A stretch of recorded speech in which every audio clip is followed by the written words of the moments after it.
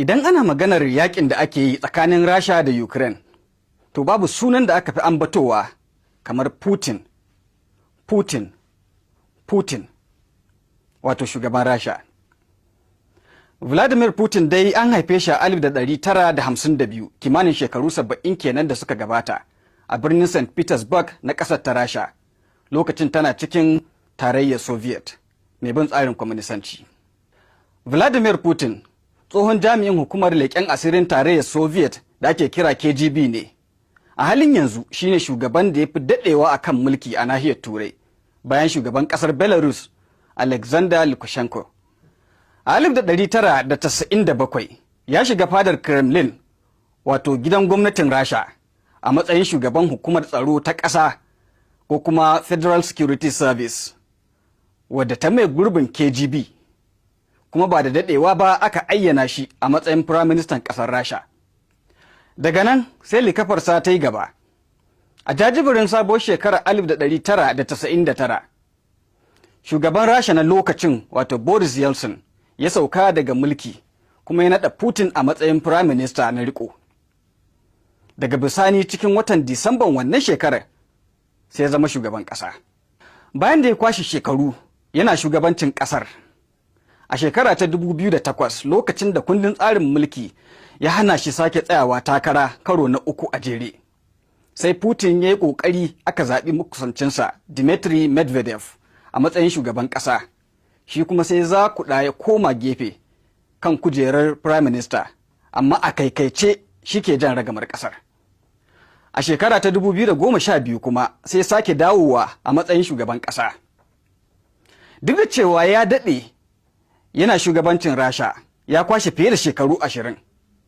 To amma ƙuri'ar jin ra'ayin jama'a na nuna cewa yana da farin jini ƙwarai da gaske wajen jama'ar ƙasar, musamman saboda imanin da suka yi cewa yanayin rayuwa na inganta a ƙarƙashin mulkinsa. To wani abin da ya kamata kuma ku sani game da Vladimir Putin shine, da yawa daga cikin muƙarrabansa ko na kusa da shi a cikin gwamnati suna da nasaba da hukumomin leƙen asiri, ko kuma ma sun taɓa yin aiki a hukumomin leƙen asirin da ma wasu hukumomin tsaro a ƙasar.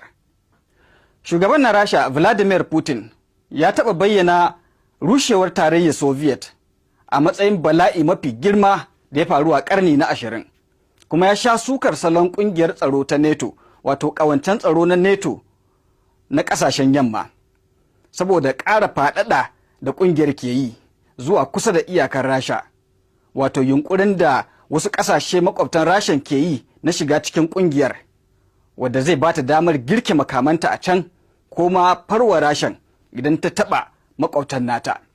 Wannan yunƙuri tun daga 1997.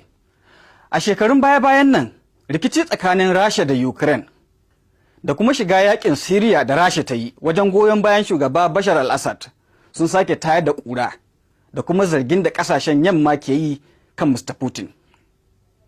Ba wannan bane karo na farko da Rasha ta fara mamaye wata ƙasa, wato wannan mamaya ko kutse da ta yi a ƙasar Ukraine na baya-bayan nan. A shekara ta 2008 ma Putin ya yi kutse a ƙasar Georgia mai makwabtaka da Rasha. Haka zalika, Rasha ta wawure yankin Crimea daga Ukraine a shekara ta 2014. Irin waɗannan lamura sun sanya alaƙa tsakanin Rasha da ƙasashen yamma, musamman Amurka da Birtaniya, ta ci gaba da kasancewa marar daɗi, tana taɓarɓarewa kamar a lokacin yakin cacar baka. Putin ya yi zamani da shugabanni 5 na Amurka. To sai dai an samu shugaban Amurka da ya sha bamban, duk da cewa bisa al'ada shugabannin Amurka suna da adawa da kuma jayayya da Putin. To amma Donald Trump sun ɗasa da Putin, don ko ya nuna masa abota. A gefe guda, wanda ya gaje shi, wato shugaba na yanzu Joe Biden, ya bayyana Putin a matsayin makashi. Galibin jami'an gwamnatin Putin hamshakan masu kuɗi ne, kuma shi kansa an yi amanna cewa babban attajiri ne. To amma fa mutum ne mai nuku-nuku, baya bari a san harkokin iyalansa da na arzikinsa. Don haka babu takamaiman adadin dukiyar da ya mallaka, ba a sani ba. Salon mulkin Mr. Putin ya kasance na ra'ayin riƙau da kuma kishin Rasha. Idan muka koma kan batun iyalansa, Mr. Putin da matarsa Ludmila sun rabu a shekara ta 2013 bayan sun kwashe shekaru 30 suna zaman aure. Kafin su rabu, ta bayyana shi a matsayin agogo sarkin aiki. A cewar kamfanin dillancin labarai na Reuters, ɗaya daga cikin 'ya'yan Putin mata, wato Katrina, tana da babban mukami a sashen gudanarwa na jami'ar gwamnati ta Moscow. Sannan tana yawan shiga gasar raye-raye. Ita ma babbar 'yarsa, Maria, malamar jami'a ce. Ba cika ganin Mr. Putin yana murmushi ko raha ba. Yakan nuna shifa baya son wargi. To amma mutum ne mai son wasan kokawa na judo tun yana matashi. Yana kuma sha'awar su da farauta. Wannan shine Putin. Ina kuke ganin wannan yaƙi da yake jagoranta a Ukraine ya dosa? Sai mu ci gaba da bibiyar lamura.